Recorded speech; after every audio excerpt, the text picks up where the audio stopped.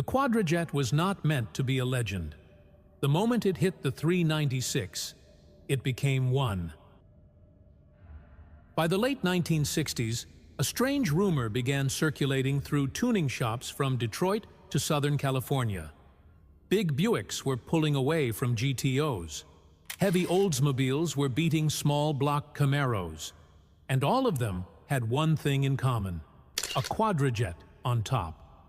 Nobody at GM had said a word about hidden performance, but the street scene sensed something was wrong, or maybe very, very right.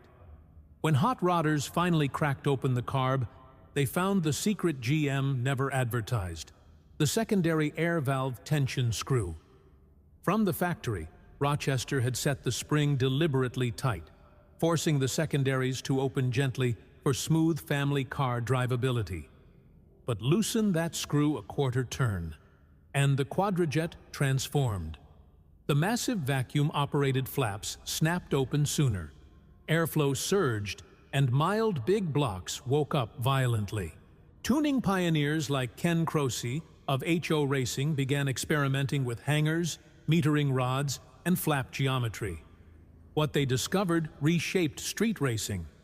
Croce famously said, "The day we loosened that spring, the engine acted like it had been suffocating its whole life." With a few minutes of work and a $10 assortment of rods and hangers, ordinary grocery getters became shocking stoplight predators. GM never intended the Quadrajet to be a performance weapon. But the hot rodders who unlocked the air valve trick knew exactly what they had found, and they never looked back. By the early 1970s, the Quadrajet had become unavoidable.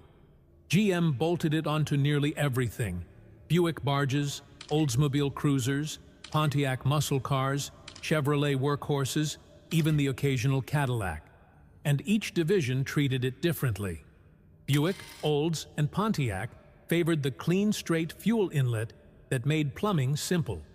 Chevrolet used a 90-degree inlet to snake fuel lines around the thermostat housing.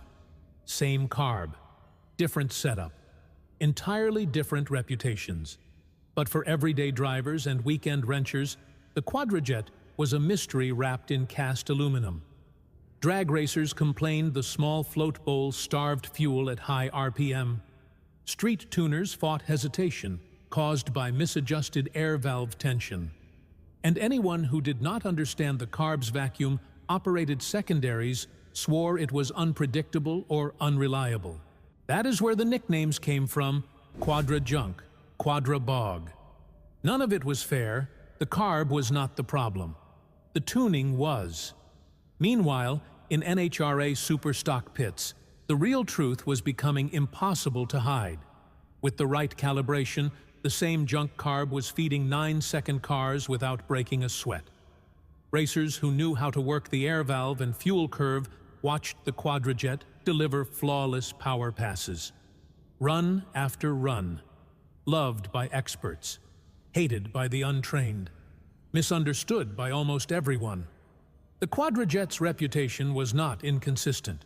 The knowledge around it was. For all its mystery on the street, the Quadrajet hides nothing from the trained eye.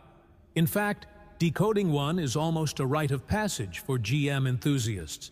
The early units, built from 1965 through 1967, carried their identity on a small round metal tag near the accelerator pump, a delicate badge that often vanished after decades of use.